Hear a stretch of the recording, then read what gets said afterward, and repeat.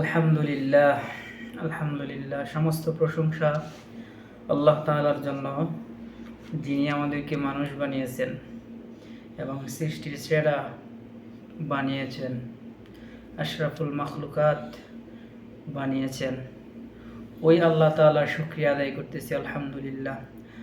লক্ষ কোটি দরুদ ও সালাম জনাবে মুহাম্মদুর রাসূলুল্লাহ সাল্লাল্লাহু আলাইহি ওয়াসাল্লামের উপর। আসলে আজকে আমার একটা আলোচ্য বিষয় হলো যারা নামাজ পড়ে না তাদেরকে নিয়ে আজকে সংক্ষেপে কিছু আলোচনা করব ইনশাআল্লাহ।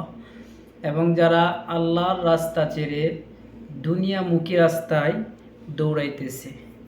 আসলে আল্লাহ তাআলা আমাদেরকে বানিয়েছেন, আল্লাহ তাআলা আমাদেরকে রিজিক দিতেছেন, আল্লাহ তাআলা আমাদেরকে বিপদ থেকে মুক্তি দান করতেছেন, আল্লাহ তাআলা সর্ব অবস্থায় আমাদেরকে হেফাজত করতেছেন। অথচ ওই আল্লাহ তাআলার পথ ছেড়ে, আল্লাহ তাআলাকে ছেড়ে শয়তানের পথে আমরা দৌড়াইতেছি। আসলে আমরা কত ভুলের মধ্যে আছি, এই বিষয়ে আজকে ইনশাআল্লাহ দুই একটা কথা বলবো। তো যে সমস্ত ভাইরা নামাজ পড়েন না, আমি তাদের বিষয়ে কিছু কথা বলতে চাই। যেমন যে মন তোমাকে ঘর থেকে মসজিদ পর্যন্তই নিতে পারে না, সেই মন তোমাকে কিভাবে কবর থেকে জান্নাতে নিয়ে যাবে? সেই মন তোমাকে কিভাবে কবর থেকে জান্নাতে নিয়ে যাবে? তো ভাই, আসলে আজকে যারা আমরা দৌড়াইতেছি অনেক বিভিন্ন রাজনৈতিক দলের পেছনে, রাজনৈতিক নেতার পিছনে, আসলে ওই নেতারা কি পর্যায়ের নেতা? ওই নেতাদেরকে কি আল্লাহ তাআলা পছন্দ করেন? ওই নেতাদেরকে কি রাসূল সাল্লাল্লাহু আলাইহি সাল্লাম পছন্দ করেন? এটা কিভাবে বুঝবো পছন্দ করেন না করেন? এটার নমুনা আছে কিছু। যে নেতার গালে দাড়ি নাই সেই নেতাকে নবী সাল্লাল্লাহু আলাইহি সাল্লাম পছন্দ করবেন না। কিয়ামতের ময়দানে ওই নেতাকে দূর দূর করে তাড়িয়ে দিবেন। আর যেই নেতা আল্লাহর হুকুম নামাজ পড়ে না, ওই নেতাকে আল্লাহ তাআলা পছন্দ করেন না, আল্লাহ তাআলা জান্নাত দেবেন না। তো ভাই, আমরা যারা আজকে ওই সমস্ত দল এবং নেতার পিছনে দৌড়াইতেছি, দুনিয়ার পিছনে দৌড়াইতেছি, ভাই এটা দিয়ে কিন্তু নাজাত হবে না। মন হলো ভাই সবচেয়ে বড় আদালত, সবচেয়ে বড় বিবেক।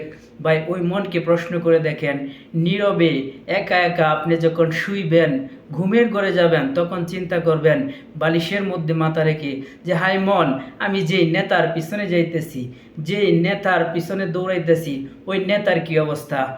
ওই নেতার মুখে দাড়ি নাই, নামাজ নাই।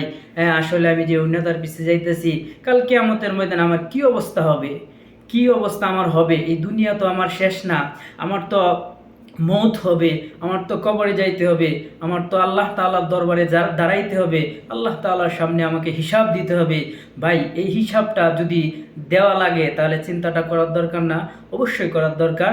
এই জন্য আমরা যারা দল নেতার পিছনে দৌড়াইতেছি, আমরা ওই সমস্ত নেতার পিছনে যাব না যেই সমস্ত নেতাকে আল্লাহ পছন্দ করেন না, যেই সমস্ত নেতাকে রসুল পছন্দ করেন না, আমরা ওই সমস্ত নেতার পিছনে যাব না।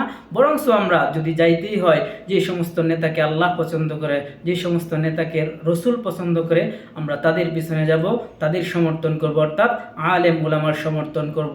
এখন সময় এসেছে ইসলামকে ক্ষমতায় নেওয়ায়, ইসলামকে রাষ্ট্রীয় ক্ষমতায় নেওয়া, খেলাফত কায়েম করা, রসুলের যে বিধিবিধান, আল্লাহর যে হুকুম আছে, রসুলের যে তরিকা আছে, এগুলো বাস্তবায়ন করার সময় এসেছে। তো ভাই আজকে আমার আলোচনা এই পর্যন্তই শেষ। আমি শেষ কথা বলতেছি ভাই, আপনার যারা যারা আমার ভিডিওটা দেখবেন, আপনাদের সকলের কাছে আমার একটা দাবি, আপনার মনকে আপনি প্রশ্ন করবেন যে আপনি কোথায় আছেন, কেমন আছেন, কিভাবে আছেন, আসলে কি আপনি সঠিক পথে আছেন না ভুল পথে আছেন? এটা আপনার মনের আদালতে আপনি মামলা দায়ের করেন এবং এটার সূক্ষ্ম ফয়সালাও পেয়ে যাবেন আলহামদুলিল্লাহ। তো আমার আলোচনা শেষ। আসসালামু আলাইকুম ওয়া রাহমাতুল্লাহি ওয়া বারাকাতুহু।